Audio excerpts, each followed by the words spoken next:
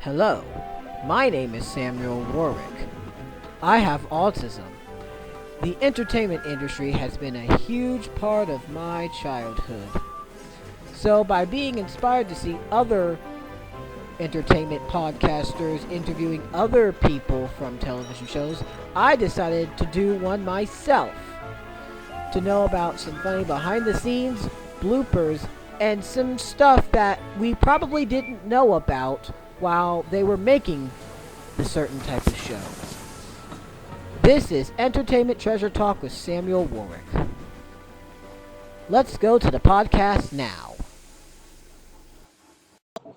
All right. Well, hello there, everybody. Welcome back to welcome to this episode of the Entertainment Treasure Talk with Samuel Warwick. I am your host, as always, Samuel Warwick, and here with me, I actually have 4 other people with me today. I first have somebody from returning, Mason McGinnis from last episode. Hello, guys, and hello from Canton, Ohio. Yep. And of course, I have my usual 2, Martin and Jordan, with me. Hello. Good day to you all. And actually, I would like to welcome a very special guest host that's actually filling in for Wyatt McCullough due to multiple reasons. We have Chris from the Nostalgia Channel with us. How are you? Hello. I'm good. How are you? I'm good too, guys. Man, I'm really excited for this interview today, guys. You know, may I ask all of you guys, how is everybody doing today? If you all can say it at the same time. Right? Pretty good. Wonderful. All right. I mean, I know that there was an announcement, but also I would like to say thank you guys for the last couple of episodes of this podcast. The last 3 episodes of the podcast have been absolutely amazing. Yes. Like usual, we've been getting some guests, and it's incredible that we have connections. So our next guest, now this is going to be another great guest because we have guests that probably has a lot more information about this Animal Jam. So, but not only did he also do Animal Jam, but so our guest today has done stuff for many shows. He's also head writer of another show that I used to watch on Jetix called Monster Buster Club as well, which is another one of my favorite childhood shows. And then he also worked on another show, Gerald McBoing Boing, which I don't really necessarily care about. I mean, it's fine, but it's not my cup of tea. But now the main one here is Animal Jam, and we're going to be getting into that. I cannot wait to get into Animal Jam this episode. Everybody, let's welcome creator of Animal Jam and writer, John Derevlany. How are you, sir? Hello, how are you? I'm so glad to be here. And as I said before the podcast, it's such a thrill that Animal Jam still has fans. I mean, oh, yes, it does. And I got some things to show off later, too, when we get to the conversation of Animal Jam, too. I got some things to show off. So, yeah. So before we get into I like to ask people I like to ask people their origin story. So how did you first become, I think you were a writer first. So let's talk about that. How did you start to getting into that? Well, I started out as a journalist and working for newspapers and magazines. And I wrote for a magazine called National Lampoon, which isn't around anymore, but they put the name on really bad movies every so often. And I also, at one point, having this journalism and comedy background, I worked for a person named Michael Moore, who did a lot of movies and sort of provocative, sort of political things in the 90s and 2000s. I think I've heard of him. Yeah. I mean, he's still around. He won an Academy Award. He was a big deal at one point. He inspired a lot of like the things you see in The Daily Show and a lot of the sort of comedy, nonfiction comedy you see now on social media and stuff like that. As part of that, I would dress up like a character called Crackers, the corporate crime fighting chicken. And I would go interview CEOs and people that ran corporations and were kind of mean to their employees. It was at the time, there was something called McGruff the crime dog, which was, take a bite out of crime. This is in the 90s. That was for street crime. And Crackers was for white collar crime. So the people that do the really, really big bad stuff and, cheating consumers and polluting and that's like a white collar crime. So I would dress up as part of this show. I would dress up as a giant chicken and I would go interview them. And once you're interviewed by a giant chicken, you've lost. It doesn't cheap matter. stuff. Yeah, it doesn't matter what happened. So from that, I got a call from Henson, the Jim Henson Company, and they're like, "You can do walkarounds." I'm like, "What's a walkaround?" I know. I'm like, but in entertainment, you learn always say yes. I'm like, "Sure, I could do walkarounds." Had no idea what that was. Walkaround is like that suit you wear, like Big Bird or Bear in the Blue House. Yeah, yes. They call that walkaround, or Teletubbies. That they have another name for it in England. Oh yes, yes. So I got started working on there, and they hired me to come up with shows. I sold a bunch of shows. Most of them didn't get produced, but this one, far out project that no one thought, it was a show that no one believed could ever get produced, called Animal Jam, and I developed that with one of the main head of TV and vice president of TV, a woman who's been working at Henson for years called Hallie Stanford. Yes. Yes, we both had like 2-year-olds at the time. And we saw, if you take your 2-year-old kid out and they hear a song, they instantly start dancing. So we're like, there's something here. There's like this, and the show was kind of geared from 2 to 8. I mean, and up. I mean, younger people watched it, older people watched it. Yeah. So we were intent on creating sort of as a kid, that excitement you feel when you hear music. You could turn on our show and you could dance along with other kids and with puppets.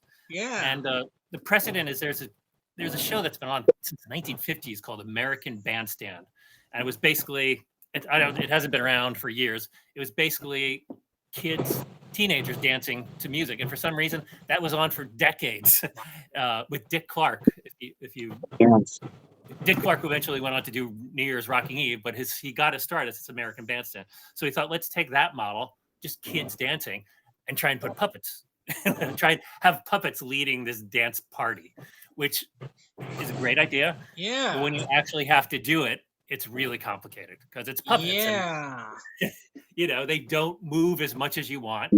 They are small. Yeah. I mean, when you put your puppet up to the screen, he looks like this, but in real life, he's like, Waffle is like a foot tall. And I'll show you some pictures in a moment of what it looks like when behind the magic. So it was extremely complicated. We had to write a bunch of songs, had to find kids. We shot it in Florida. Yes. And yes, I know that. Yeah, we would grab people from their theme park and for some reason convince them to spend 3 hours in a studio dancing with puppets. Yes. And we'll get into more in just a little bit. We'll get into more of that in just a little bit, which But yeah, I actually was going to ask. I mean, now I know most of the other shows I'm not really attracted to as much as these. But why don't we talk about Monster Buster a little bit before we get into more Animal Jam? I want to talk into Monster Buster a little bit. How was being a head writer for that? Because I loved Monster Buster Club as a kid. It's so good, I know. And you know what? It's had a resurgence. It is like, it's back. I mean, again, we did it in 2008, maybe, and 2024. Or 2008 or 2007. So somewhere around there. And it's a big hit again in France. Not so much, I don't know if you could find it much in the US. That was the team behind Totally Spies. The two guys that came up with Totally Spies, they had this very rough idea for this show about about kids in school fighting aliens that could transform.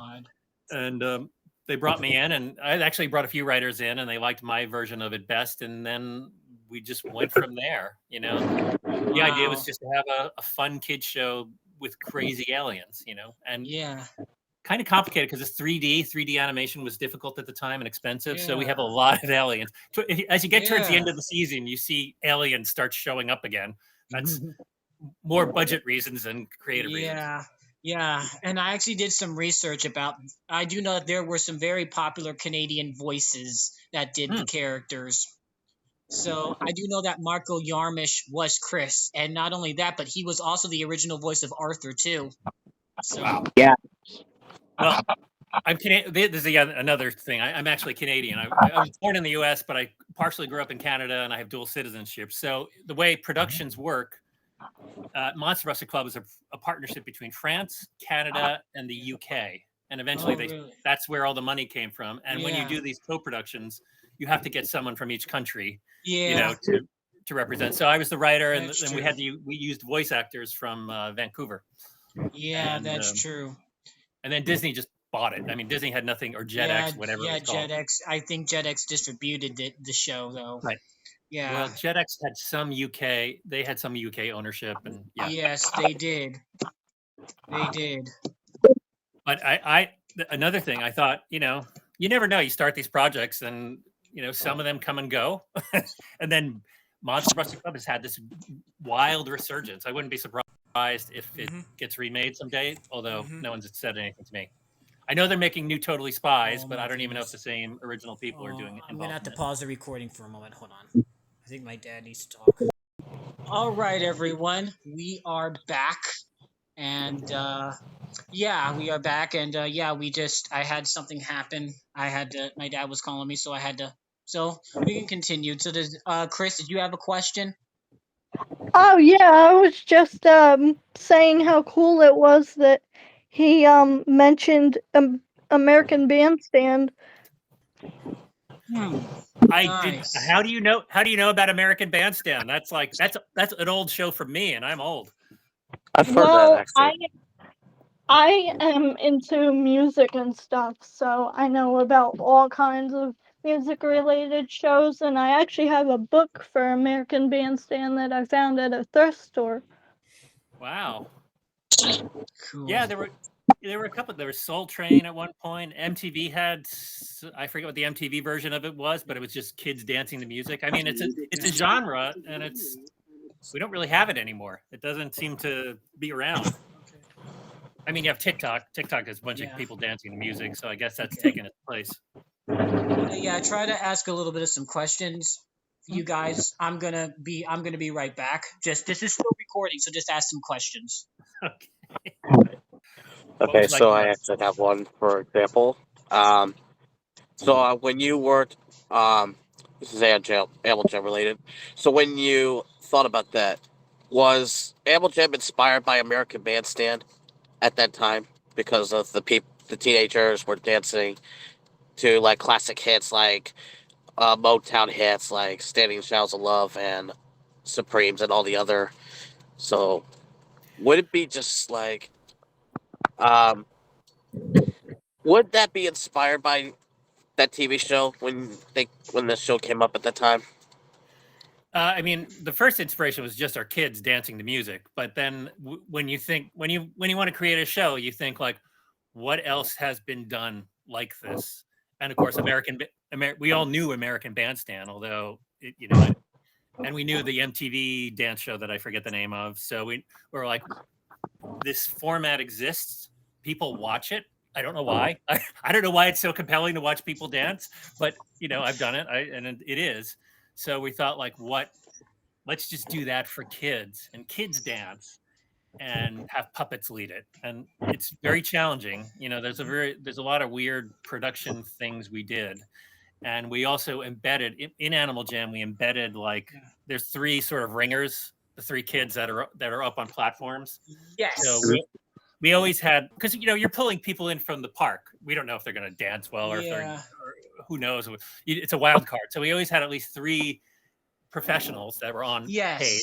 Yeah, and we could always cut to them, and they could demonstrate the moves because every show had a very specific curriculum and a specific choreography and a specific dance move that we wanted to teach. We wanted to teach kids to dance. Even if it was just like reach your hand, even something simple like that. If they do that at home, it works. And we tested it. I mean, before going in and shooting these, we came up with a bunch of concepts, a bunch of stories, a bunch of music. We would actually do this live with kids. And we had Hallie and I had 2-year-olds and 3-year-olds during this. So we had easy access to, dozens of kids. We'd invite them into a studio, test out, can they follow, can they do this dance? Because you want a 2-year-old to be able to do your dance, so it was a lot of testing, and some things, I could show you some of the things that didn't happen if you're when we get to that. Yes, and yes, I am back, y'all. My dad. I don't know what was going on, but my dad had a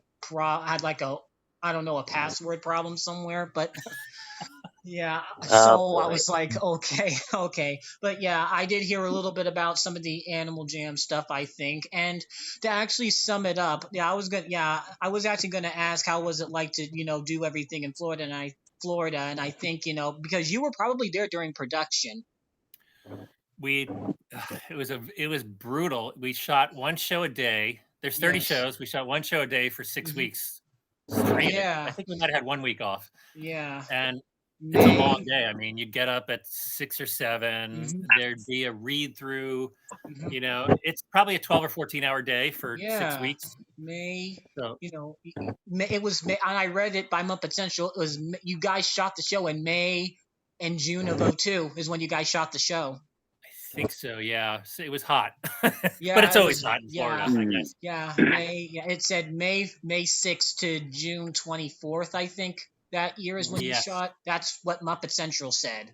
Yeah, And that sounds about right. usually what Muppet Central says is normally true, not Wikipedia. I know. It was in one of the theme parks. So I mean, MGM. yes, the MGM theme park. So they had a studio there, and then our offices were on the other side of the studio. But the tram tour would come by our. There's a tram tour like there is at all these theme parks, and then the tram tour would come by our office, every Cool. 10 minutes. Cool. Yeah. Yeah, we would hear their announcement, and these are the people working on Animal Jam, and Yeah. every so often we'd do something fun like a little puppet show in the windows, but mostly we're too busy. Yeah. Yeah. Yeah, I was actually gonna ask because I do know that there were like three, there were actually six jammers who were credited throughout the show, and I know their names very well. So their names were Giselle Pagan, Claire Kruger, Stephen Wilsey, and then Thea Cabarros, Marcus Augustine, and the one that's probably the most popular actress now, Spencer Locke. Is he doing more? Is he doing other stuff? Well, actually, it's a she. Spencer Locke's a she. Actually, she was the blonde-headed girl. Oh yeah. Yeah, she was the blonde-headed girl. Yeah, she was. She did many things. Like she did stuff in Monster House, and then she did other things for Disney as well. She was that Jenny person. So. Oh, good. Yeah. I did not keep up with any of them. I mean, I think we had 6 because we alternated them because it was this grueling schedule. Yeah. So kids can only work a certain amount of time, Yes. and we're very, very careful about that. Even in Florida, where there's no laws, Yeah. they still have Yeah. they still have laws. Yeah. Like that. All right. Does anybody else have a question? Try to answer a question. I think I have one. Yeah. Sure. Okay, so what was it like working for Monster Buster Club? It was interesting because we were all over the world. There were people in France, there were people in the UK, there were people in Canada, and there were the animation studio was in India. So it was a lot like sitting in your room, like we're doing now. It was a lot like this, except with more typing. So I mean, it was every so often I'd go to France and we'd all meet up, which was fun. And France is beautiful, and they know how to eat and celebrate there. So that was good. But as in terms of the actual production, it was everyone was everywhere. So and we're all sitting in our room with a computer, which I mean, I guess that's more common these days after the pandemic, but then that was a little bit new. We didn't have Zoom and all these things. It wasn't as easy to contact everyone, and there's time zone differences. But yeah, I mean, it was fun, but not as. Animal Jam was an experience because that was something we were doing every day for 6 weeks, and the Monster Buster Club was just like, what crazy thing can I make an alien do now? Yeah. Nice. Yeah. Now, I actually do have a question about Animal Jam. Like, okay, so in some episodes you would see you would see people like Spencer, Marcus, and Thea in a few episodes, and then in like other episodes you would see the other three, Steven, Giselle, and Clara. Right. Do you know? Did you guys write them in for Pacific episodes? Did you guys choose those episodes for them, or? No. I don't know Or how. I were think they? it's just the schedule. I think we just alternated them because there was, we can only kids can only work so long, so we had to alternate Yeah. them. But there was nothing specific to each person that we Okay. chose. I mean, they were all great. They all. Yeah. And I was not. That was more Hallie's. Hallie, the other sort of creator. She did most of the choreography, so she Okay, had so much more interaction with them, and I okay. had more with the. I mean, we worked together and everything, Yeah. but her focus was That's the what I choreography, thought. and mine was more of the story and the puppets and Yeah. and making sure it all held together. All right. Hey Mason, you want to answer a question? You want to ask a question for him? I think I already asked one while you were gone, though. Okay. Yeah. Okay. Thank But you. I forgot to mention something for my question, because just like what Chris said, I am interested in music as well, because mostly I've been working with this new hobby of mine called I always want to be a band director in high school or college in the future and write music. But I gotta say, I would definitely make one song from Animal Jam, to be honest, to the band to play along would be uh I think it would have to be the opening theme, but a Ugh, little bit extended with a drum feature. I love Yes. that. Yeah. I love that theme, and that was actually written by not our main composers were the Silvershires, Michael and Patty Silvershire. I thought Peter Lurie did the theme, but I think Peter Lorre did the theme. and then Yes. the Silvershears did everything else. So that's Yeah. I And interviewed them. yes. Well, I think they were a little sad they didn't get to do the theme. I think it's a long time ago, but I think we asked various composers for, takes, like, what do you think? I mean, and then people would send in demos, and the Peter Lorre one was just so good, Yeah. and I don't know why he didn't work on the show. He might have been busy doing something else. Yeah, I think so. He might have been doing Bear in the Big Blue House or some other Yes. show. Oh So yeah, because yeah, he I mean, did so we had some of the he had to do some of the music songs for Bear, and including the Shadow Puppet stories. They also had to write out for those Mother Goose stories as well. So probably why he Yeah. was so busy at that time. So we, I mean, you ideally, if you're doing 50 other songs, you want to do the theme song. So I think that was definitely disappointing to the Silvershires, but we love that Peter Lorre song so Yeah. much. Yeah. We Martin, had to use it. Martin, do you have a question? Yes, I do. And it's about Animal Jam. So, a few years ago, I saw a website, and it had like Animal Jam bloopers and outtakes and and Oh, you saw the outtakes video yeah. with all the puppets being crude? Oh. Yeah, with them doing bloopers.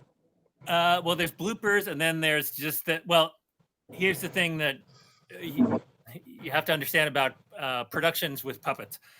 So all these people are professionals. They're all great puppeteers.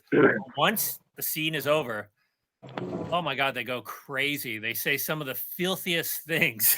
Oh, yeah. They're so vulgar and they're so funny. It's really, really funny. And I think it's just a release from, the pressures of performing. But when the scene is over, there's just, they get raunchy. I mean, Edie and Waffle, geez, there was like there's some X-rated conversations they had. Wow. And the DJs, wow. Number 2, the yellow one, he was always doing pretending to take bong hits, and so I think that's it. And then at the end, when the production was over, they put together a tape of some of those things, and I know that tape is floating around. That might be the tape you saw. If it's bloopers and it's the Lake Tahoe whole thing, if that's in there, that's the tape I'm thinking of. Oh my God! What would the kids think? I know. So we did, yeah. Think? it was supposed to be a private thing, but nothing's private with Yeah. these days. I'm sure So those kids never knew anything. They were like, okay. Oh no, they never did it when the kids were okay. So the production was when the kids are actually on the stage. Yeah. Yeah, we didn't. There were never kids in the studio when they were doing that. A lot Okay. like so if we shot 12 hours a day, maybe 3 hours actually had the whole group of kids, and we would shoot the puppets separately sometimes and cut everything in. And actually, here's a secret. When you see Edie and Waffle with the group behind them, Yes. it's done with a green screen. So Okay, they're actually over here with a green screen. Okay. And there's cameras. They're in the same room, so the sound is the kids can hear them. The sound connects, but it's a camera shooting the audience, shooting the dancers over here, and they're over here with it, like a green screen, like a weatherman showing the weather. Yeah. Oh my God. I think I remember one episode in the green screen. I'm sure you're familiar with the episode On the Spot. Yes, I Oh my remember God. it. I don't remember. I'm not sure if I remember everything. DJ3 gets flung like so many times in that episode. It's so funny. And I remember the kids. I remember the kids had like a reaction. I think some of the kids laughed. I'm not sure if it was filmed in front of them or if they were just if there was like a green screen showing and they were laughing at it while the tape was going on. We did everything. So there was the green screen thing we did, and then we'd actually every so often send the puppets into the group. I mean, you see Edie and Waffle dancing with kids right next to them. So we would actually, the puppeteer would be on. It's kind of like if you fix a car, you have one of those things with wheels. They're lying back on their back with kids stomping all over them at puppeteering. It's pretty complicated and pretty weird to see. I mean, I'll actually show you some behind the scenes stuff. Okay, well, let's go ahead. I guess you can go on ahead and do that. But before we get into the behind the scenes, actually, a few things. Hey, Mason, do you want to say your question that you just texted me? Or he wasn't feeling well. He wasn't feeling too well, so yeah. Oh, it's okay. It's okay. I'll ask it for him. He wants to know where are the outtakes?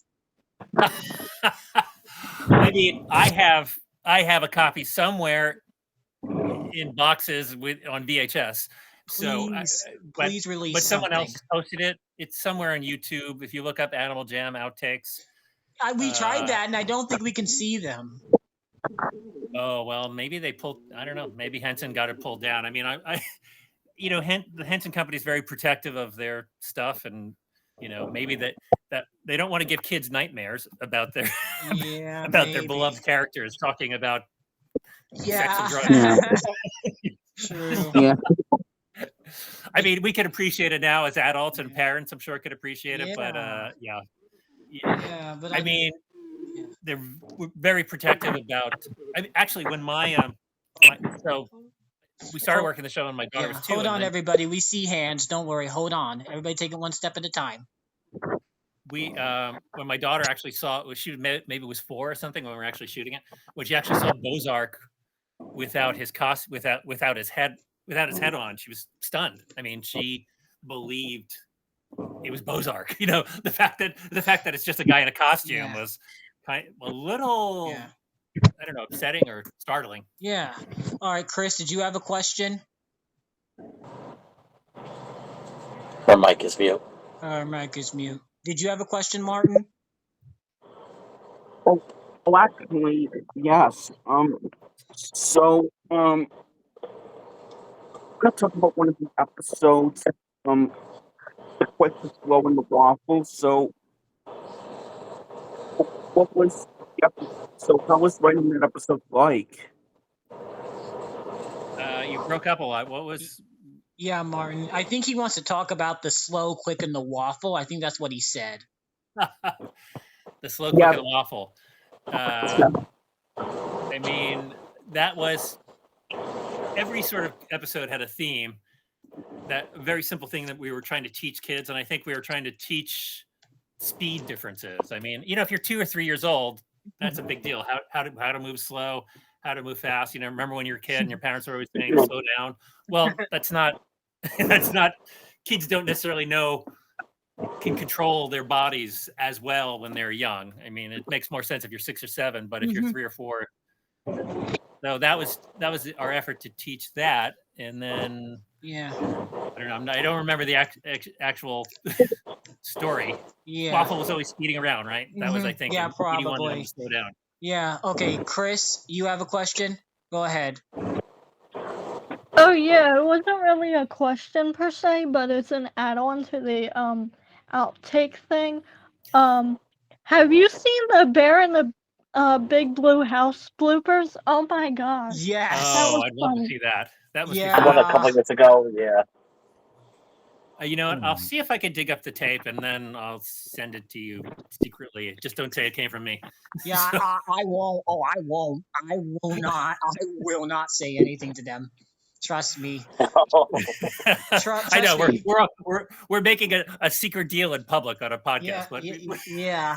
But actually, speaking of some Animal Jam stuff, I do have some Animal Jam DVDs, and I think Mason does too. But I think he has one.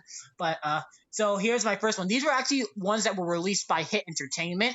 We have Sure. Hug a Day. Yep. Which, Excellent. yep, Hug a Day right here. This is the disc right here. You can see it, and it aired on of course, aired on Ready Set Learn. Here's the another one, Springing. So Springing, yeah, I love that song in that. there we go.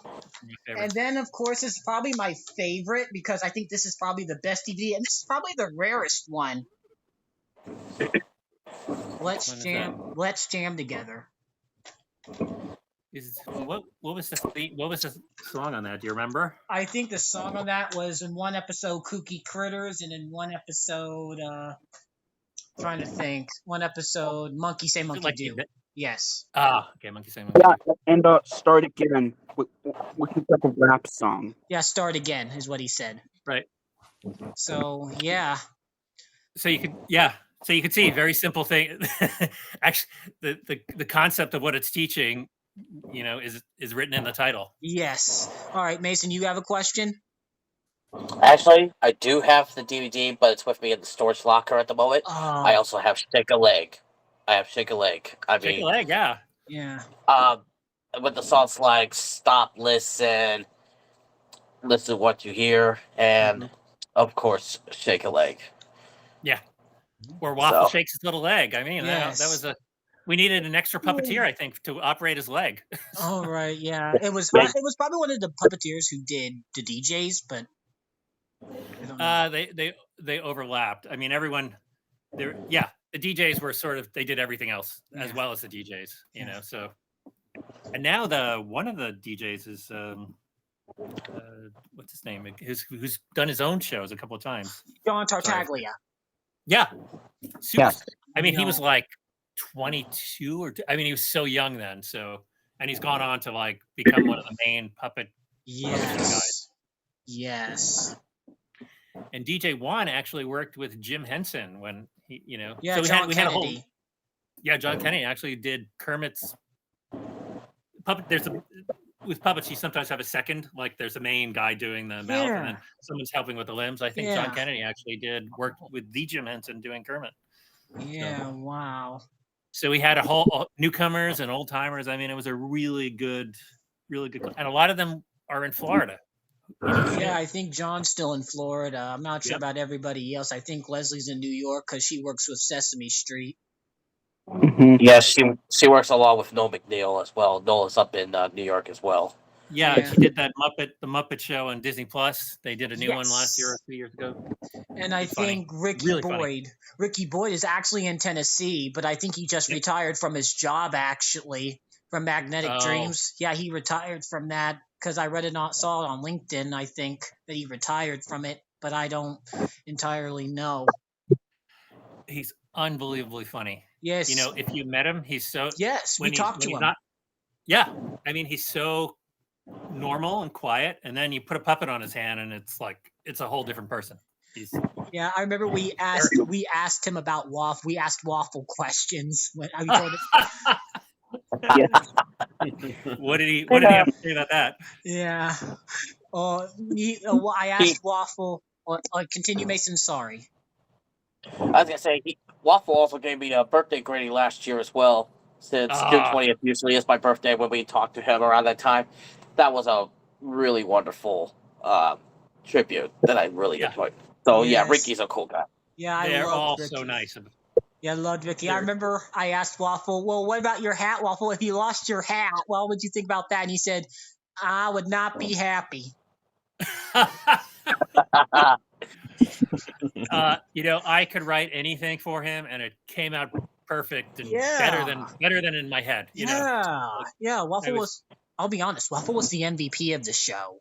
I know. He's got like, if you look at some of the scripts, he's got real tongue twisting kind of.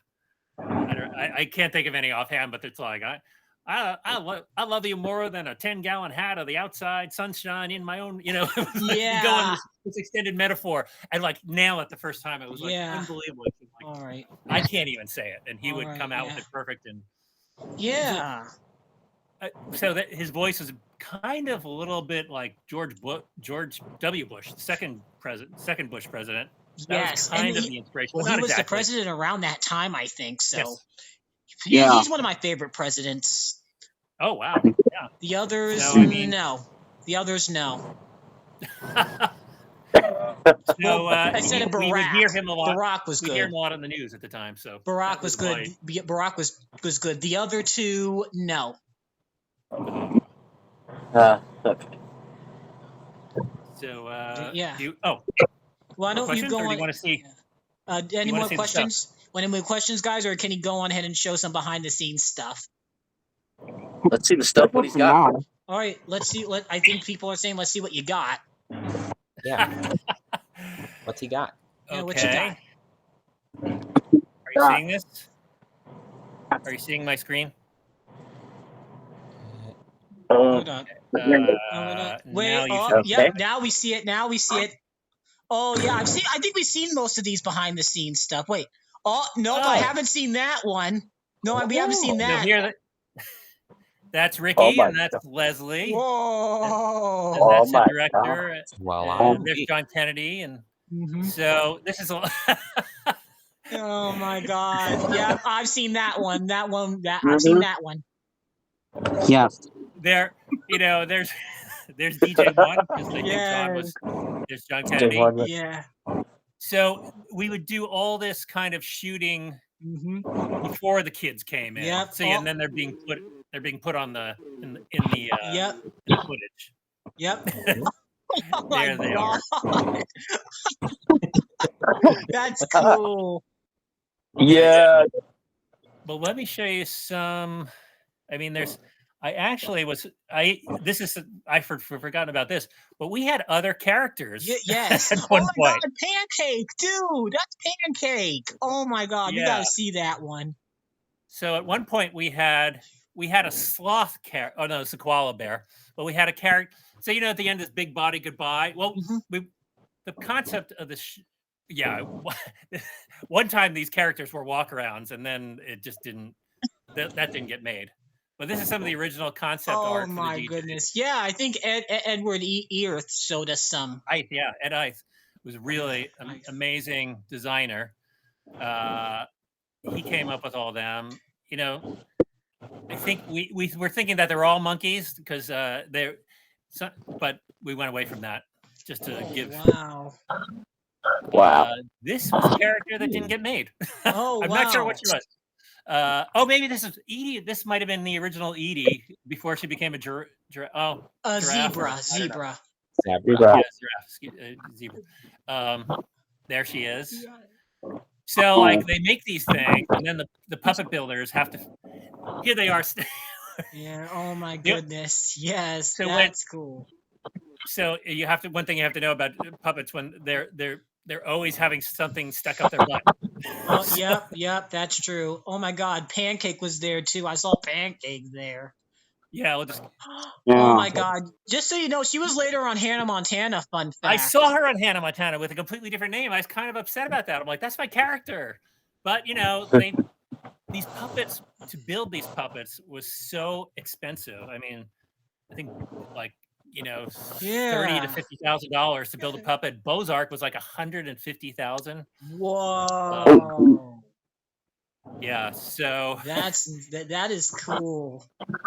and then their outfit. Sometimes, anytime you had to build them an outfit. Oh my god! Now I'm moving into the jam thing. Here, I'll show you some Bozark things. Some never before seen Bozark images. Oh my god! Let me see this. Whoa! This is Oh my Bozark. I don't know. They're doing some revision. So the thing with Bozark was we had an option. Hence the puppet builders were like, you can get a walk around that talks. There's his foot. Oh wow, that's impressive. I mean, I gotta say, yeah.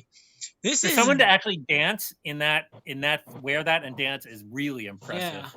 Yeah. David made so we had an option. They said the puppet builders were like, you could have a large character like that can talk, or you could have him move. So you can't do both. It's just the mechanisms to make him talk would just be too much stuff. Yeah. Whoa. So you had to make him light and movable. He couldn't talk. So that's why one of the there's his skeleton. You may never look at Bozark again the same. Wow. So yeah, it's just like his whole sort of like thing. I don't even know what they're doing, but that's why he was so expensive. My word, this is incredible pictures. Keep showing some more. Keep showing some more. We want to see. He's got butt cheeks, so the whole thing was to build a character that is incredibly lightweight, and he weighed nothing. I mean, because I have done the walk-arounds. That's where my background. Whoa! He just had he weighed, I don't know, 30 pounds instead of 200 pounds. Some of these things weigh. Oh my goodness! I got a question. Do you have any behind the scenes with any of the kids at all? Did you take any pictures of the kids dancing? Yeah, like maybe there's some behind the scenes of more kids dancing. Maybe. Let's see if you did. Let's see if you can find them. Because I think that's what really clicks in together is when all the kids and the puppets, like they interact with the puppets. I think that's what really got them all together. Oh, I can show you here. You want to see something crazy? What? This didn't get made. This was the original set design. Oh wow! Oh. It's surreal. It's a guy that did design the sets for the original Pee Wee's Playhouse designed this. But I mean, there's like kids up here, like kids on 30-foot platforms. I mean, it was impossible. I love the set, but with that, for obvious reasons, Oh my god, this is just hilarious. Just looking at this. Oh my god. I know there's a kid in a waterfall over here. There's it looked like it came out of Dr. Seuss a little bit. Yeah. No, if only they design, and you see he made trunks like Edie's legs kind of sort of. Wow. I don't have the original. I wish I had the original because it's such a crazy. Oh my goodness. Then at one point we had the kids. They were going to be in costumes. Eventually, they ended up just being T-shirts. They were going to have these animal costumes. Oh my goodness! Oh my god! Imagine if we had that happen. I know. Oh my gosh! Well, I think for a couple of reasons. One, it was getting expensive and complicated, but it would also detract from the kids in the studio. And you want the focus to be on the stars of Edie and Waffle. These are some other. There's a cat girl, fox girl, a frog boy. These are the things that didn't get made. But I mean, any production of this scale, you go through a lot of things that don't get made. And then eventually, it just became a T-shirt at the end of the day. That's crazy. This is a design. That's kind of what we ended up with. So you had the screen there, but this is kind of closer to what actually got made. Nice. Here's where the cameras go. The jib is a camera on a crane that moves around. Bozark. I think this might actually be 22802. This is probably pretty close to before shooting. Yeah. Yep. So there's some concept there. You gotta send me some of. Why don't you send me some of this? Because I gotta. Okay. Yeah. I actually want to see this too. Yeah. Oh my. I think we all do. Oh my goodness. That's cool. That's a cool thing right there too. I see a couple of kid designs there. Wow. I think we might have done something with seaweed. That didn't happen. But there's a lot of different sort of. We went through. I mean, it took a few years. It looks like it's just a bunch of kids in a room, but it took a lot of different sort of ideas, good ideas, bad ideas, impossible, dangerous ideas, or that would have been dangerous if we actually tried them.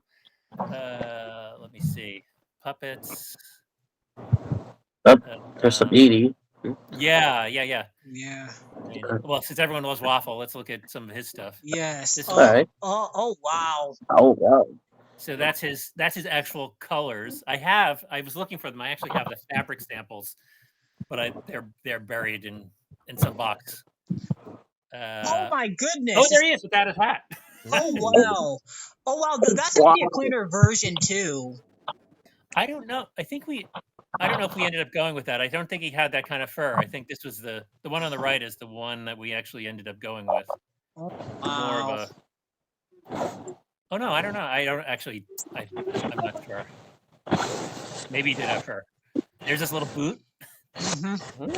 Well, and think about it. Someone has to build that boot. I mean, it's not you don't just go to the doll store and buy boots. So that's why these things get so expensive because you have to make everything. Whoa! Oh my God! Was that Edie? Oh my goodness! Oh my God! Yeah. My God! I think these are the creature shops sending us because we were based in LA. We shot in Florida, but the creative team was all in LA, and the creature shop is in New York because they're doing Sesame Street. Yes. So that didn't happen. Oh my goodness! Yeah, it would have been cool if it did. Seeing some of these concepts. Yeah. Slothy, I loved. The Slothy, so concept was there would be a cool down. So you get kids all dancing.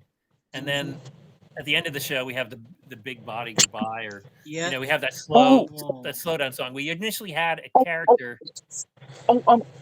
What's that? What's that, Martin? You got a question? Martin? What is it? Well, I actually want to see Edie's main styles.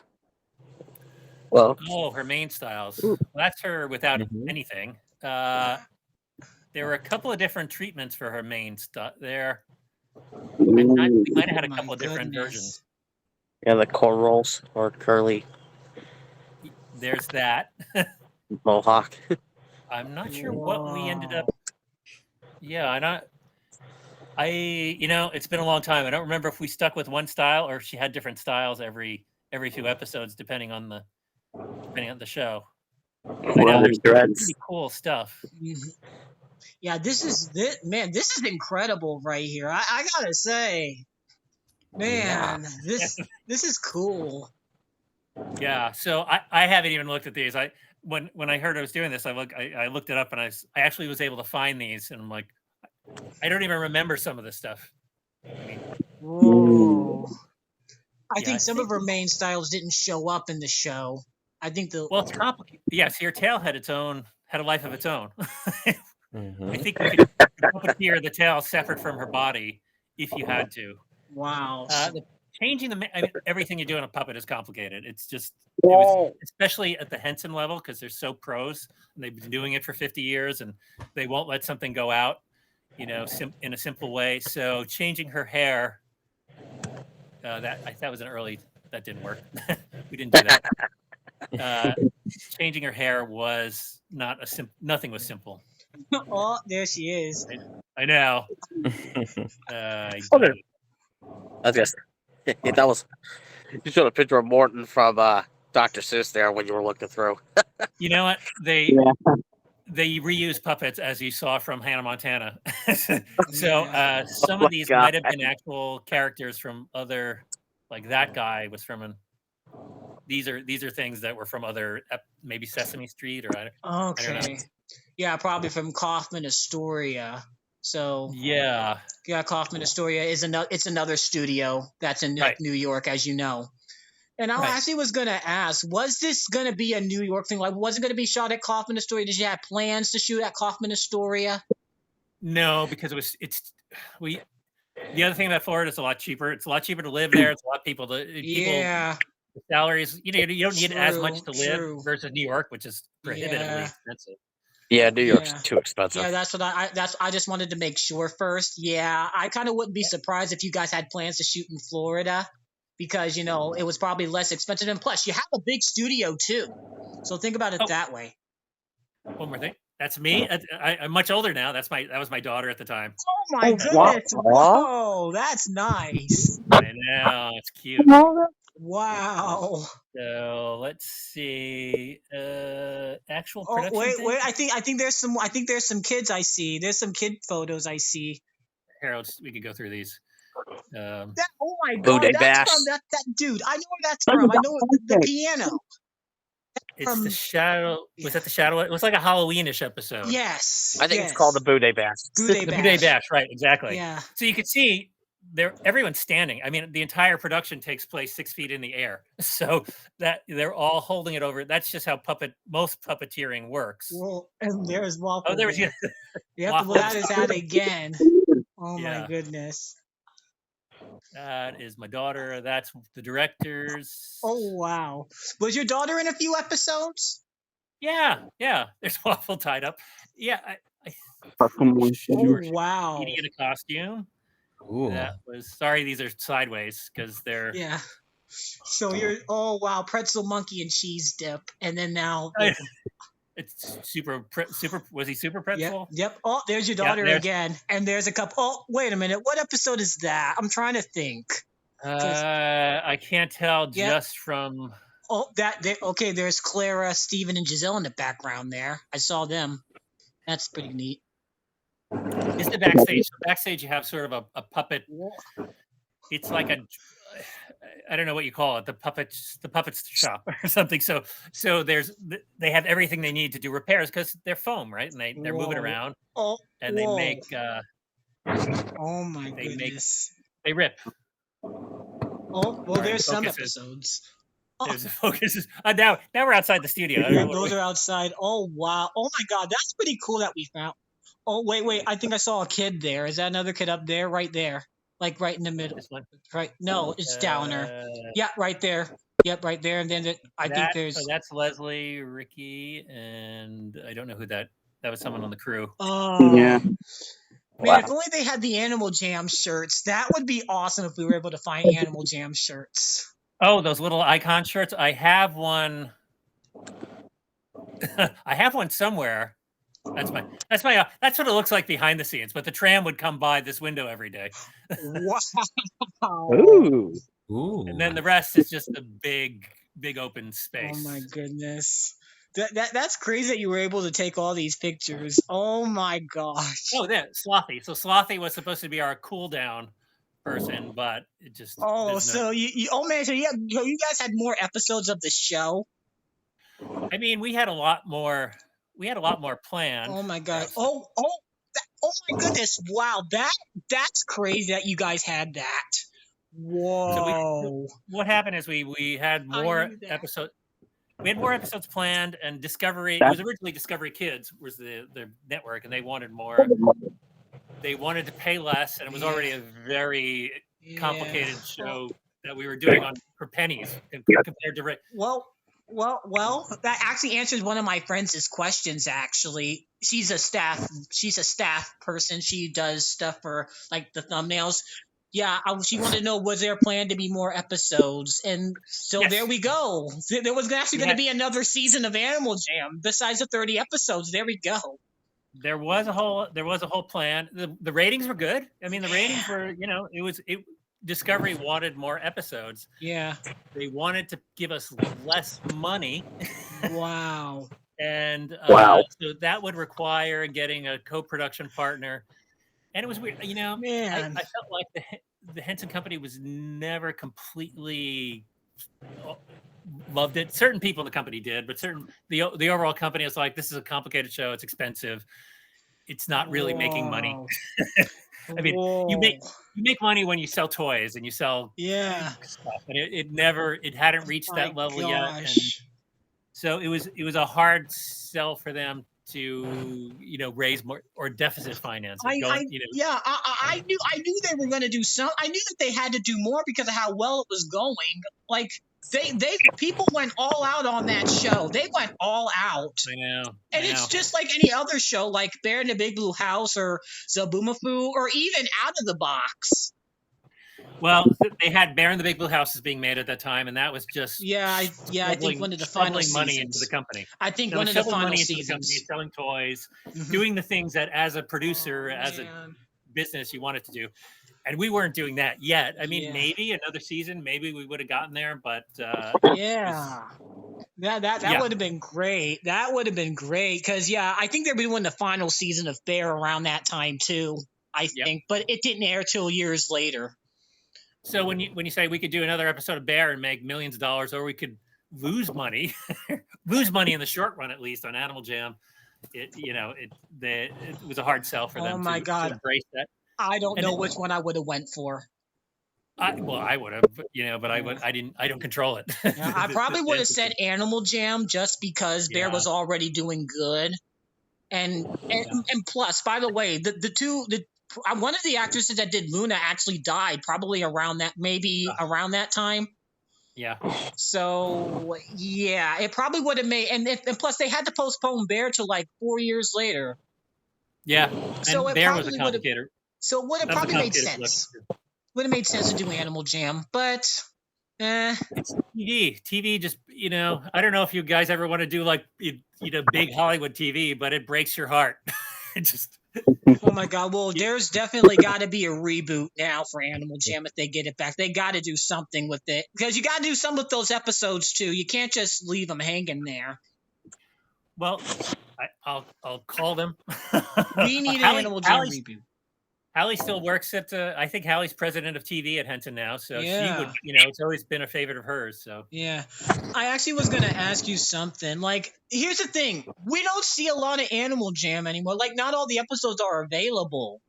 Yeah, I want to watch them. I know they were available on Tubi at one point, but now they're not, and I never got a chance to watch them all on Tubi.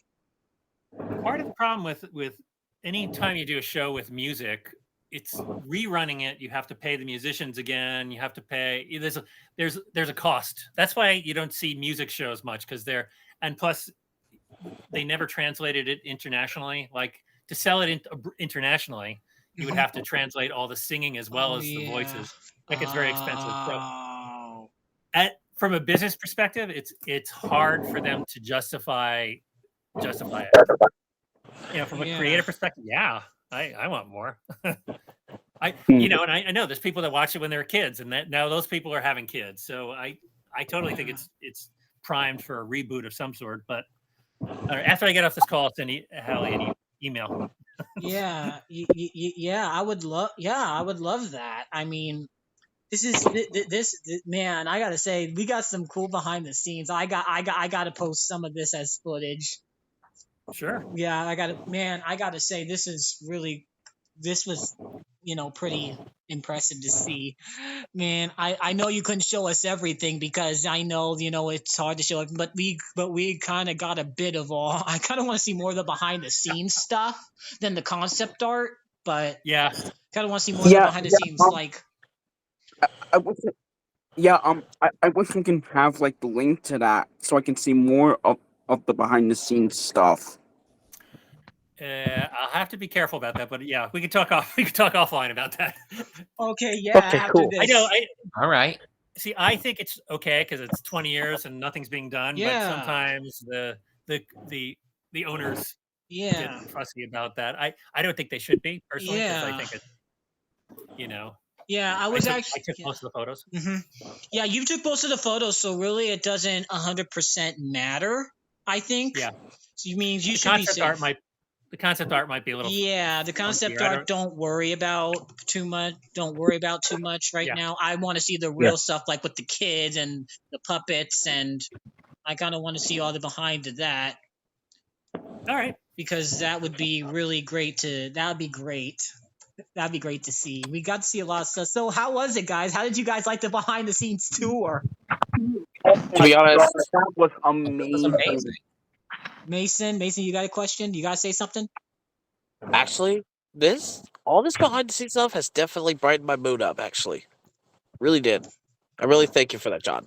Oh, thanks. Well, Yeah, no I problem. thank you for Thanks being so like No fans. I mean, that's problem.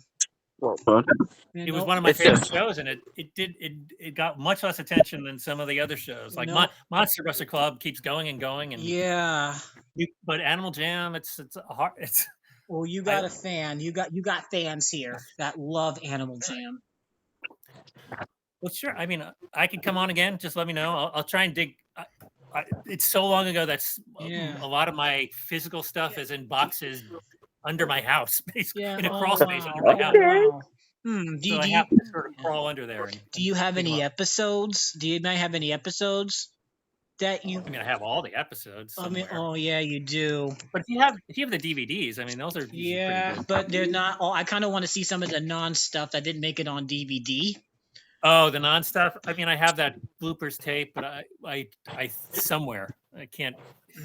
That may take digging. That's like archaeology dig in my Oh, my wow. crap and my Wow, my that crawl was space. awesome. That was awesome. I gotta say, man, this is pretty impressive that we were able to find all these things. I just am like, whoa.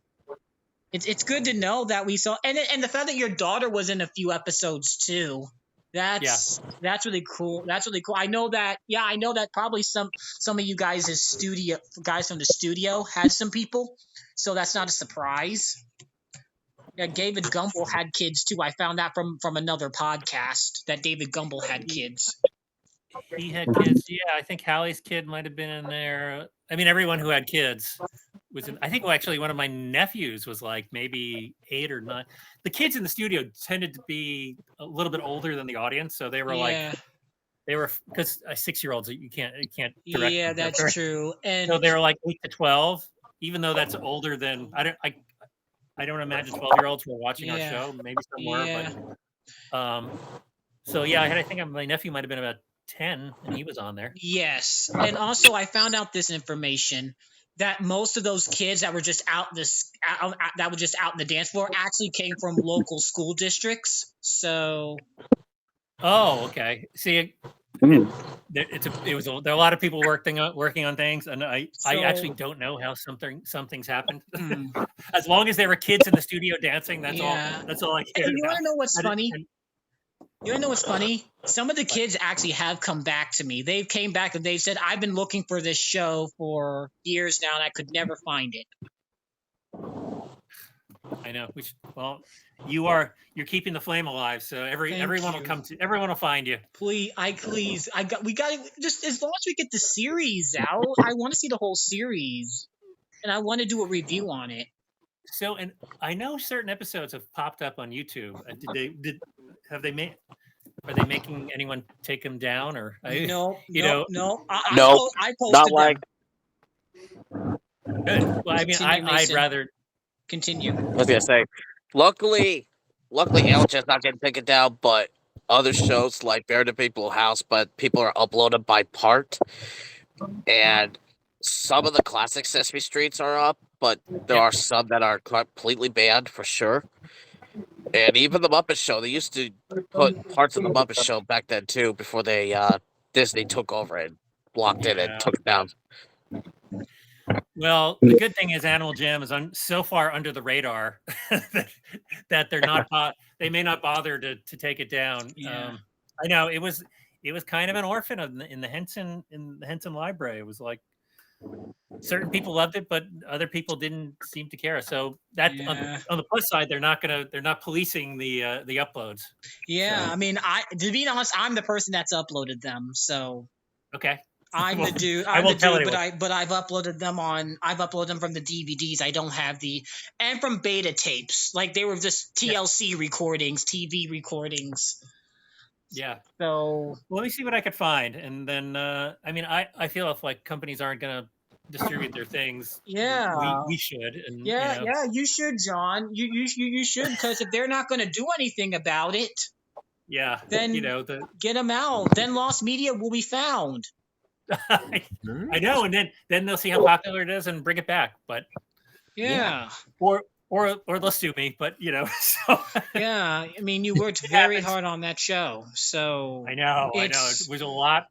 You could see all the iterations of the sets and the characters. I mean, it took a year. We worked on it for years. the shooting was 6 weeks, but the actual Yeah. planning was 3 years maybe. And it's good to know. It's good to know all this information. A lot of work goes into these shows, which we try to make it seem like it just pops together and kids start dancing with puppets, but it was Right. 3 years of prep. Yeah. All right, y'all. Ask some more Animal Jam questions if you have any. Ask some more because I want you guys to talk too. Yes, Martin, go ahead. So, I want to talk about like 2 episodes. First episode I want to talk about is the first one, Body Talk. So how was it like written the first episode? The first one, I don't know. Well, the first one for me was Walk the Walk. That was the kind of I don't know how they aired. They may have aired. The first one we sort of wrote and produced was Walk the Walk. We wanted. Okay. It may not be one of the network may have put Body Talk first. Body Talk. I mean, I think that was just a big thing when you're a kid, just listening to your body, and you don't know. You know how little kids are. They don't necessarily have control of their body, and they don't have control of their personal space. Is that the one with the personal space to space on it? No, that's that. No. Hold on, I have the episode.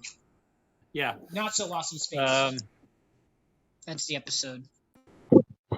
What was it like? I mean, that our goal, and that's like from having kids at the time and thinking like, why don't they know where their body begins and ends? So yeah, Body Talk. Let me see if I have a list of all the episodes. Right.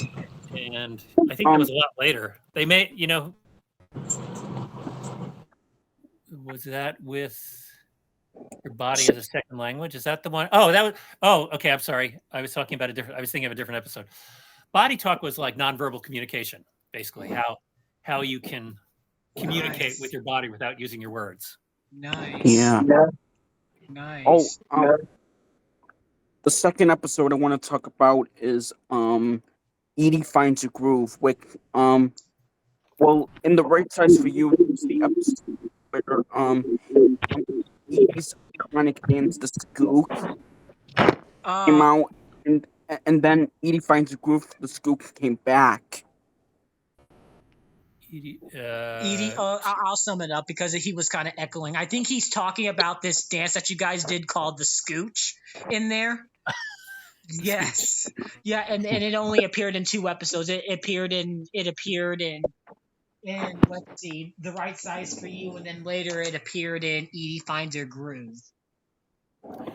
Yes, I mean the whole thing we were trying to figure out, like, kids are not always coordinated, because as you're growing and figuring out how your body moves, you're not necessarily coordinated. I'm still personally pretty clumsy in everything I do, so there was a personal connection, and I think that was about like, was this Edie? She was clumsy or something. She was clumsier than Waffle, I think. I don't know. It's 25 years ago, so I'm not exactly. Yeah, it's years ago now. So, and she was trying to find a way to sort of celebrate how she can move, as opposed to trying to move as well as everyone else. Yes, Mason. Yes, Mason. You have a question? Yes. When you read the episode called, let me check real quick, Bright Lights, Big Shadow. I remembered one song because I did see that episode on Tubi before it got off. I'm trying to ask, what was the big deal with that episode actually? Like, I just want to know, like, was somebody afraid of their shadow or something, or was somebody curious? I just did not know. Well, I think that was one with where it was kind of, was that the Halloween? No, that was Food Day Bash. This is Bright Lights, Big Shadow. This was like almost towards the end of the season. Yes, I'm trying to remember what that one was about. There was something with shadow play. Again, it was like we're trying to teach people like how do you move your body, and one of the ways you sort of do that is when you're making your shadow dance. Is that the one? Is that episode? They're all blending together to me. Sorry. So yeah, I remember in Edie's song, Thea, Marcus, and Spencer were making shadow puppets with their hands Yes. and showing the reflection off the screen in one song. And the song was so catchy. I was like, I miss hearing that song already since it's been a long time ago. I've last time heard it. Yeah. And also we were supposed to have there was an animal connection. So we also wanted to do sort of thing because we were Discovery. I mean, you have to remember we were on basically an animal channel. And we wanted to do things about nocturnal animals, animals that move at night, and just to do something different. I am actually calling up the script, and I could tell you what was happening. I think this is Okay. Yeah. Okay. Then after you share the script, we got a few fan questions from one person, so I'll make sure we get to her in a bit.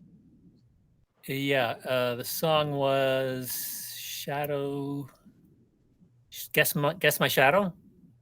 We're gonna play a really fun guessing game about guessing your shadow. Yeah. That was one of the songs. I really don't remember this episode as much as I did. It was towards the end of production, and I was so exhausted that it is not as memorable as the first ones. Yes, Chris, you got a question? Sure. Yeah, I actually do now this time. Was there any part of Animal Jam, like any scene or anything that particularly moved you in any way? My personal favorite part was anytime Bozark came out. Yeah. Just because I was there and went, we always his official name was Bozark Animal Jam Superstar, and we just said he was a superstar, but he came out, and when his lights and his music were playing, he was a superstar. So I never got tired of seeing this big blue elephant dance, and the guy that performed him was so good. And the point of Bozark is you have this whole story of this whole curriculum you're trying to teach, whether it's about shadows or walking or not moving or hitting the spot. Then the Bozark dance was designed specifically to sum it up, to incorporate everything. And then you had DJ1, it's Bozark time, Every time and seeing it live when shooting it, it was, you get chilled because it's so exciting. It's like the most famous rock star in the world came out, and it's just Bozark, but it just felt that way. So anytime, and still when I see it in the show, I still love that. There's a couple of Edie Waffle moments that have really sort of touched me. Waffle was like this, he's big and loud until he's not, and then he's like he's about to cry, which is weird because puppets don't actually cry. There's no tears coming out of them. But the performer was so good that every so I sorry if I don't remember the specific episode, but every so often we try to give him a low point every few episodes, and Edie comforting him. She's so sweet. Yeah, it gave me chills too. But really, the things that pop Bozark. That should be my ringtone. Bozark coming out. All right. So we got some questions from. Hold on. Okay, Jordan. Jordan can answer real quick because we got fan questions here. Okay. So, who would you say your favorite character from the show is? Probably Waffle, but Bozark. I mean, Waffle is just fun to write with because he could just say anything and say it in a really funny way. Yeah. Okay. The one that gave me chills was always Bozark though, but he didn't talk, so it's hard. It's hard, a little harder to have as much of an emotional connection. Wow. Yeah. So we got some fan questions here, and they're from Tori Betts. She actually has 3, and so her first question is this. She said, "What's your favorite thing about creating and working on Animal Jam?" My favorite thing, it's just having an idea. Literally, it started maybe 3 years before the show aired. When we said, like, hey, our kids like to dance. Wouldn't it be great if we made a dance show? This is how all TV starts this way. It starts with someone saying, hey, what if we did this? And then to actually see it get made. And and it kind of came out close to what we hoped it would look like. Mm-hmm. Sometimes you have these ideas and they take wrong turns, but this came out. It actually came out better than we thought it would come out. So just that, it's like with any creative exercise. It's like, wouldn't it be cool if I did this, and then like you actually do it, or it actually gets done. That's always super exciting to me. And the other things I love was just the music and the emotional moments. Really, puppets are just pieces of foam, but somehow they can pull on your heartstrings in weird ways. So I always love that. Yeah. And her second question is this: what inspired you to write for children's shows? Well, that was because I actually wasn't writing for children's shows. I was doing a lot of adult stuff. When I did this Cracker Suburban Crime Fighting Chicken character on the show, and I got hired with Henson, I'd always loved the Muppets. I mean, one of the things I'd always wanted to work for, one of my dreams was always to work for the Muppets. And I love being able to do things that are sort of absurd and crazy and sort of things you couldn't get away with. In the old days, primetime TV and adult TV was boring. So you could do pretty absurdist sort of things that you in kids TV that you couldn't do in adult TV. Yeah. Now, of course, I think it's gone the opposite way. I think adult TV is pretty extreme these days with streaming. Yeah. And then her third question is, what do you like best about your career? I like best that it is, that I get to have a crazy idea and try and get it made and that people actually enjoy it, which is that's the always. If you're in any creative field and you have an interesting idea, the fact that other people respond to it in some way is amazing to me.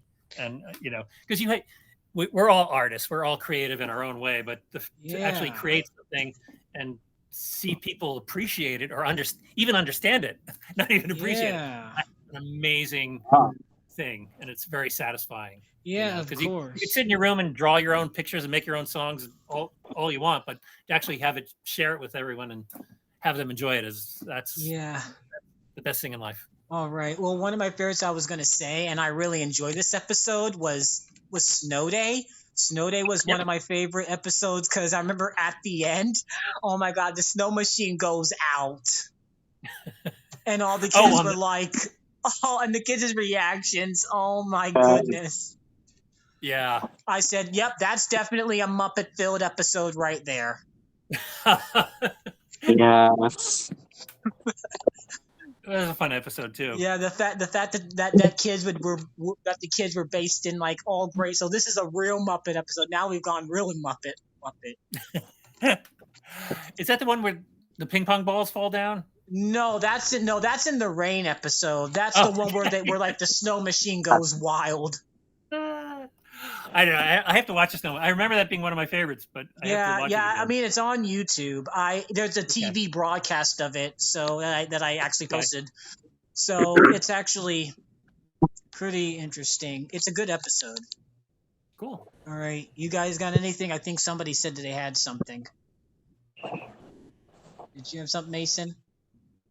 I think I already said it. So okay, and.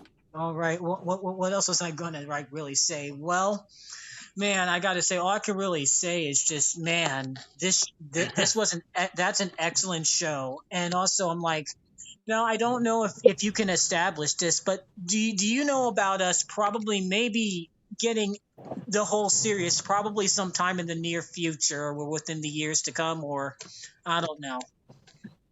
I don't know. I'll check, but I'd be surprised because, like I said, it was a very complicated show, and it was modestly successful, but not breakout successful. Yeah, I mean, hundreds of thousands of people watched it, which is more than these days. Nickelodeon's only getting 100,000 viewers for their show, so. More people are watching Animal Jam than watch Nickelodeon these days. Yeah, so that's crazy. Like I know. Yeah. So it was successful, but I'll see. Yeah, you want to know what's very weird? So for it to be a Jim Henson show, you would think that somebody would actually have some recorded tapes of the episodes, but apparently they don't. They do. They have them somewhere. I mean, I'll look. I'll look for my own copies. Yeah, yeah, And the DVDs covered a lot of the episodes, I think. Yeah, no, they only Fine. covered 2 per episode. It was only 2 per DVD, and they only came out with 4 of them. Okay. So I think I'll see what I have. only 8 came out on DVD, and I don't know if it was aired I don't know if it was aired in other countries too, or if there was another DVD, like another Ready Set Learn DVD of it.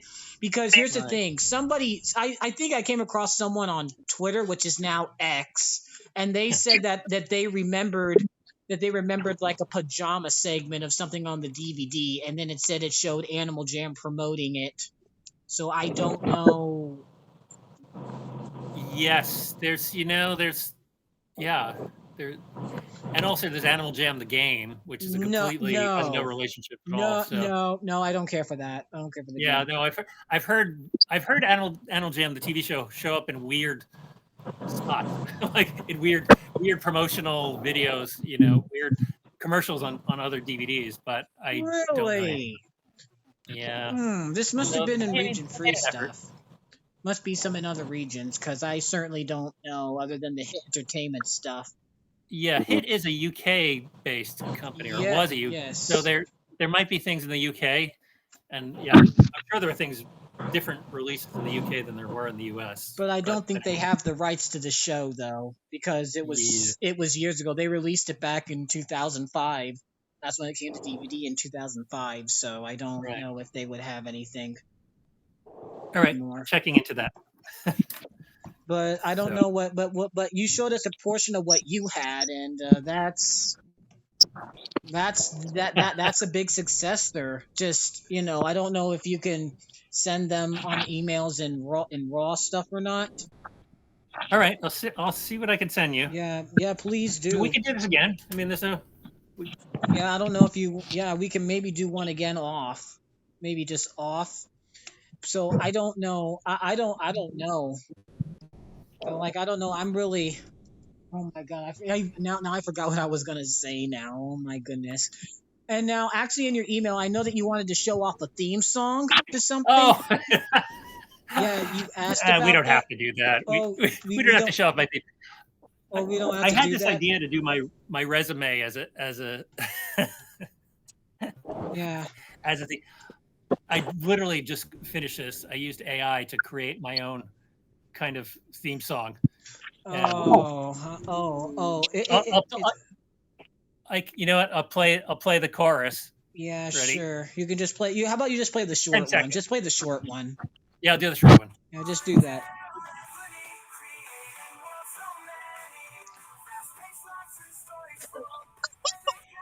Yes. There's John's new hit single. AI generated. It's not, I just thought like it's so boring to just, send a resume to someone. I'm gonna send them a song. Yeah, if they hire me, whatever. No, I've really had a lot of fun with this chat today. Yo, I gotta just say, you've probably been the most successful person that we have gotten Animal Jam information from. And also, you should have called earlier. I know. You know what? I did actually. I tried doing the email on your website, but it didn't work. And then another email on your website, like the Yahoo one and all that. And then I think I messaged you back in 2021 or 2020 asking about the show. So. Oh, okay. Okay, Chris. You didn't say come on my podcast. Oh, I don't think so. Sorry. I think I should. All right, Chris, you said something. I kept running into writers who were on your show. Yeah. I'm like talking about Animal Jam. Like, why didn't they call the co-creator? But I guess you did. So it may be in spam. I'm sorry. All right. Chris, you got something? Go continue first, John, before Chris. Sorry. Who wants to go first? He can, since he's the guest. Yeah. You can say. Did you have something to say, John, first? Me? No. Okay. Well, then go on, Chris. Well, I was going to ask John if it was okay if I could get, a way to contact him from you, Sam. Sure. Just you have my email. Just I do. I'll send it to you, Chris. Yeah. if it takes me a day or two to answer, Yeah. it may. Sometimes I'm slow, but usually I'm pretty good. Depends how busy I am. I'm kind of glad that we were able to do this today, because I was told tomorrow in my head, but I'm like, no, let's get this done today because everybody is off today. So I'm like, okay, we can do that. Yeah. I was fine with that. I was fine with that, and the fact that we got to get some more Animal Jam information today is absolutely incredible. I just can't think enough about it. I really just can't. Yeah. Another one I wanted to ask was about how was it like writing for another one that I really liked was also the Battle of the Animal Jam bands, and one of my favorites, Monkey Say Monkey Do parts, is when you actually got the classic and you got the whole part with the raspberry with the kids in it, like the kids would like go like they stick out their tongues and go like, oh, who came up with that concept? That's like like, how'd you come up with that concept? Was that like a dirty reference? No, it's just kids like doing raspberries. So Monkey See, Monkey Do is just kind of it's a game, it's like a playground game. Well, that was certainly perfect for a show like that. You certainly, I'm gonna be honest. They definitely nailed that. That's a classic. That's something we don't see in TV shows anymore. I want to see that. I think they might have had to mop the studio floor after that from all the spitting. Oh my God! If only you know what I did? I actually did like a joke about that to like. So I'm sure you're familiar with the Wiggles, right? Because I'm not the biggest fan of the Wiggles, and I don't think most of us. I think Chris is, but that's it. But the rest of us aren't really fans. And I did like a funny video of like, okay, the jammers are like spitting on Captain Feathersword, and like I pretended that there was like a whole puddle of like the ocean, like and it like there was like a whole puddle of like slime spitting on him. Wow. It was pretty funny. The Wiggles could use a little bit of that. They're too successful. Yes. Thank you. I don't hate the Wiggles, but we were both doing the similar things at the same time, and they took off. Nah, I gotta like your show better. I like your Animal Jam show better. I like it better because at least it was, even though the kids didn't talk too much. I don't know if the concept of it. So were kids originally supposed to speak at all during the show, or no?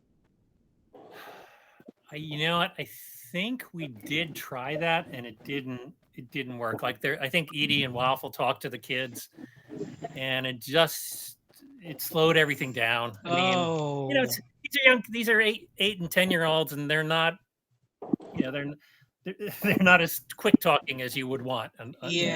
So you didn't. So you had ideas for like them to talk to kids, like you saw in other shows, like Out of the Box or Bear in the Big Blue House, or even Zaboomafoo. We tried it, and it would bring the show. It brought the show to a halt, because there's so much energy in the show. Well, the show worked. Movement, music, and then you have a kid talking, and they're nice kids and everything, but they're all pretty. They're all pretty cool. Yeah, they're just not as. It was nice, but it was fun to see. It was fun to see the Edie and Waffle talking to kids, but it just didn't work. That overall, would have been great. That's a different thing. Yeah, but still, this works too. Just the fact that you have kids out there.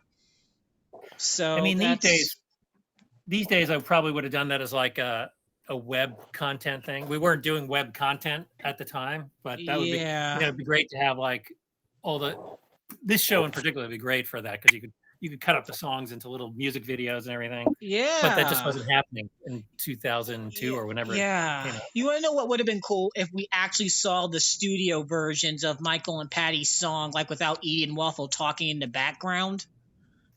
I would have loved to hear that. Like they would have came up with an album of Animal Jam. That would have been awesome. I mean, that was probably considered. I don't know why. Like I said, it did not get the attention it should have. Oh man, dang! Yo, guys, are you hearing this? We would have had a lot of things. Yeah. Mm-hmm. Man, we would have had a lot of things for the show. Man, that's incredible. Those are things I couldn't control. So I know. Those are the business people. That's the heartbreaking part of entertainment. Yeah, I think Henson probably probably had something to do with it, or Discovery. Well, I think Discovery was more kind to it. I think Discovery sounded like they were more kind to it than the actual Henson company is. Yeah. It's a shame they won't put the show out there. I'll work on it. As soon as this is over, I'm working on it. Yes, please. Yeah, try to get something out there. Also, I made a petition about it too. So I signed your petition, or I signed a petition. I think it was yours. I'll have to show you what it was. One of my petitions. My petition was like the full series of Animal Jam back. Is that the one, or there's like and then there was another one that somebody copied me and did like a reboot. Get a reboot. There's 2 petitions for Animal Jam. That's yes. Great. Okay. This was mine right here. I'll see if I can see it. So this was mine right here. This was my petition. Okay. Hold up. Let's see if it'll. I see it. This was my petition. Is this the one you shined? This the one you shined? I think so. But if not, I will sign it. Yeah, maybe somebody can put some money towards it because it has 207 signatures. Oh, good. I want to sign it. All right, well, I'll send you the link, Chris. I want to sign it too. Well, I think you already signed it, Jordan, didn't you? Maybe. I think. Okay. You can check again. Yeah, I signed mine a few years ago. But this is the petition. I made this back in 2020.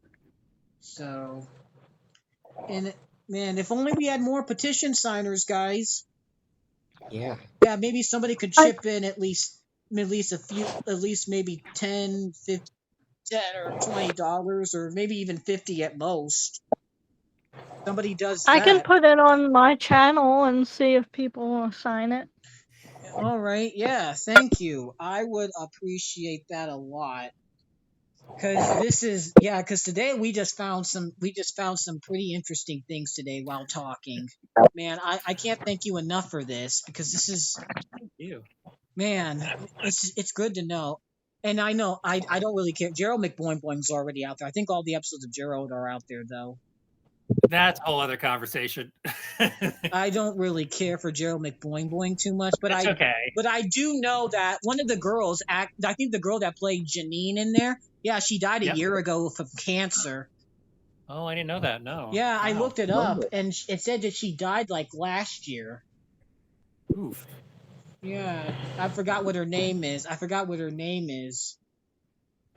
she started with like something Williams. I forgot. Also Canadian. She said she died from something. Samantha Weinstein? Yes, that's the name. Yes. Wow. But I don't care for Gerald. But yeah, I don't really. Other than that, I do remember watching Gerald McBoing-Boing on Boomerang, but I was not attached to it as much as the other ones. So. All right. Well, yeah, we are. Well, how about this? Yeah.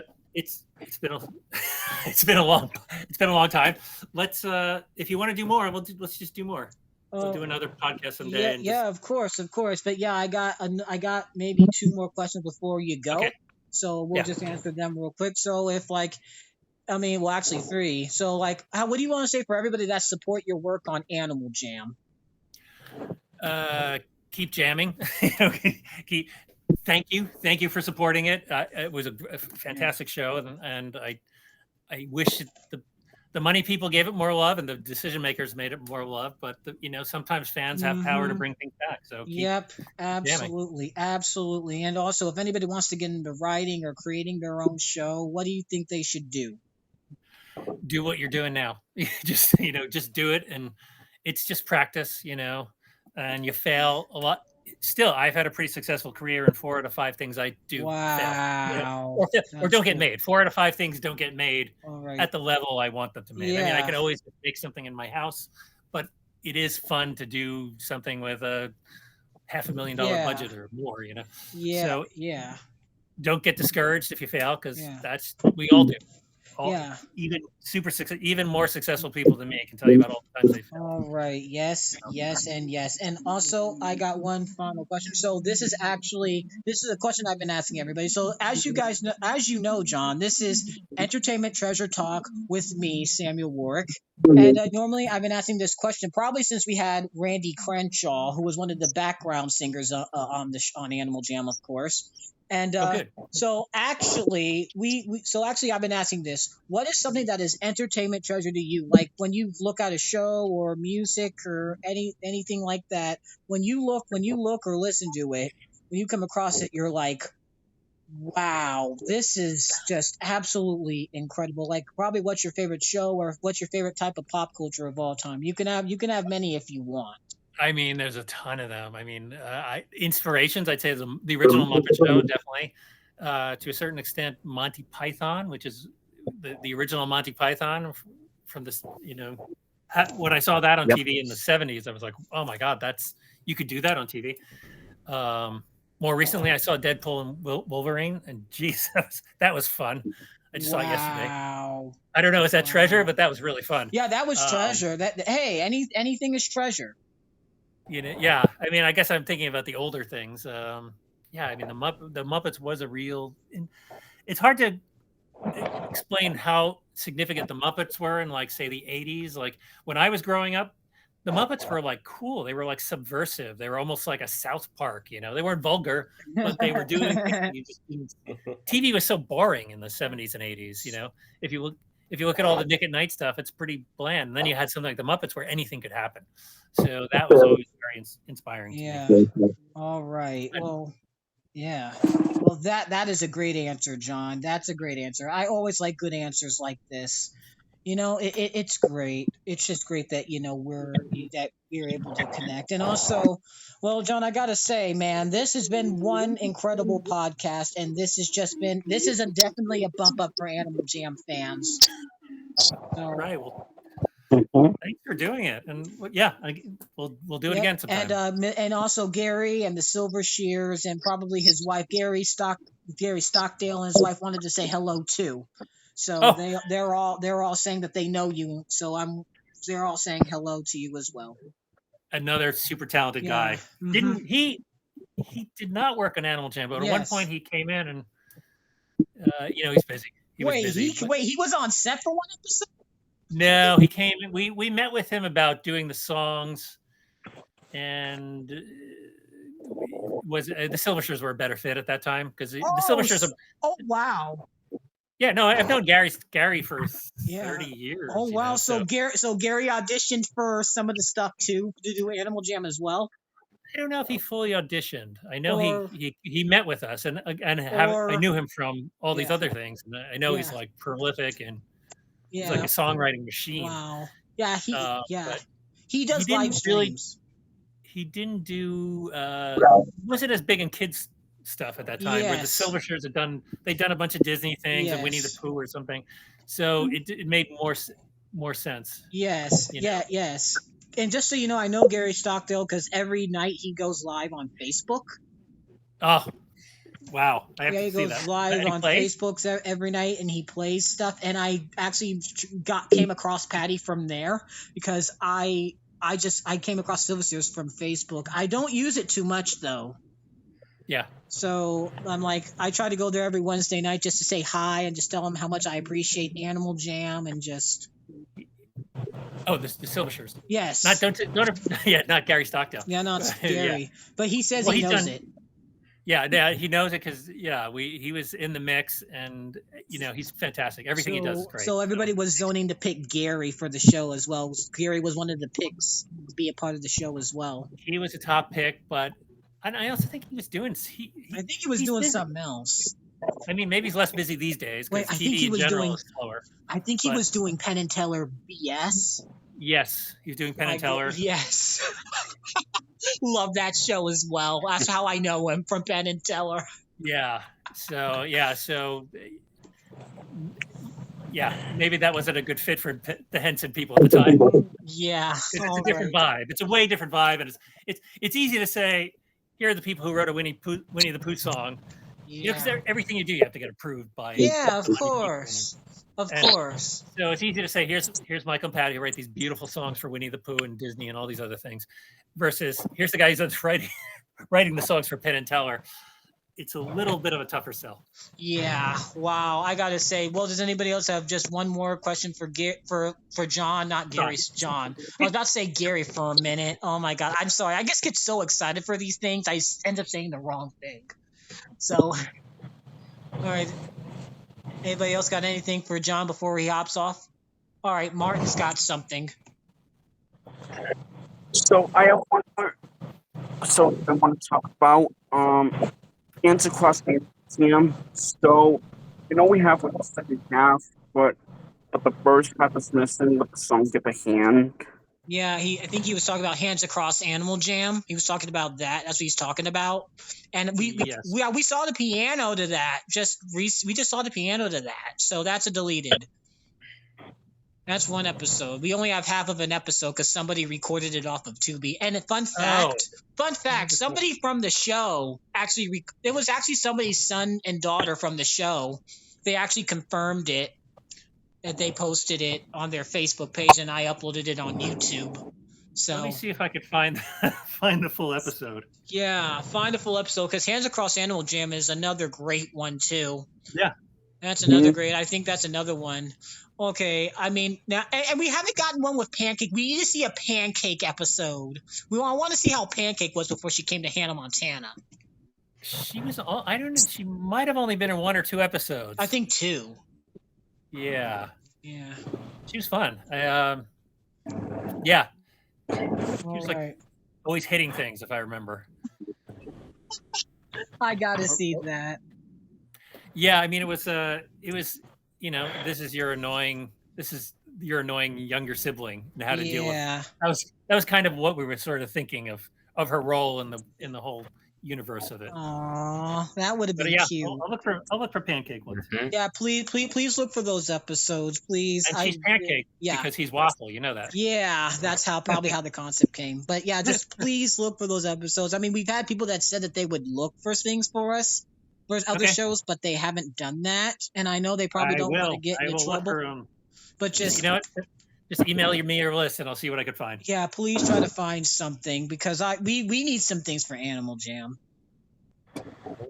We need some Animal Jam stuff, please. We got to get something out, and I bet everybody's going to be excited after this interview as we listen to this. But all right, everyone. Well, everybody, we want to thank you guys for joining us this episode, and thank you. Yeah. John, thank you for being a part of our episode today. It was a blast. And I do hope we can do some things again. And Chris, thank you for co-hosting for Wyatt McCullough. I know that it was a last-minute thing, but I'm just glad you're welcome. Yeah. Send me your anytime. If you have more questions, just send them to me, and I'll start digging through my archives. Yeah, archives are cardboard boxes under the house. Yeah, please do. Just look. I'm sure you'll be able to find some Animal Jam. I tried not to. My wife is always yelling at me to throw things away, and I don't. So don't. Maybe that was a good move on my part in this case. Yeah. So okay, look for your Animal Jam stuff, John. You got to look through it and see what you got. So. All right. It was great talking to everyone. All right. Well, great. It was great talking to you, John, as well. And I think that's a goodbye from us as well, everybody. Thank you guys for watching this episode, and hopefully there'll be more episodes soon. I don't know, but there will be more episodes in the future. And guys, thank you for thank you guys for being there, and thank you guys for the last few episodes of the show. Of my podcast. This has been great, guys. This has been excellent. Thank you guys. Thank you guys so much. I can't thank you guys enough. And we're almost at 30 as well. So yeah, good. Hopefully if we get to hopefully we'll do something big if we can get to 30. But yeah. Anyway, everybody, thank you for watching this episode, and we will see you guys when we will see everybody. All right. Bye, everybody. See ya, folks. Yes. Bye. Farewell. Bye. Bye-bye. Thank you for watching this episode of the Entertainment Treasure Talk.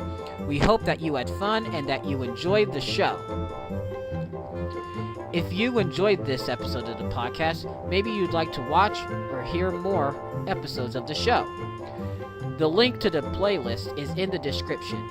Don't forget to comment, like, and subscribe for more upcoming episodes. And don't forget that you're awesome and that you too are filled with entertainment treasure. See you next time for another great episode of the podcast. Peace out.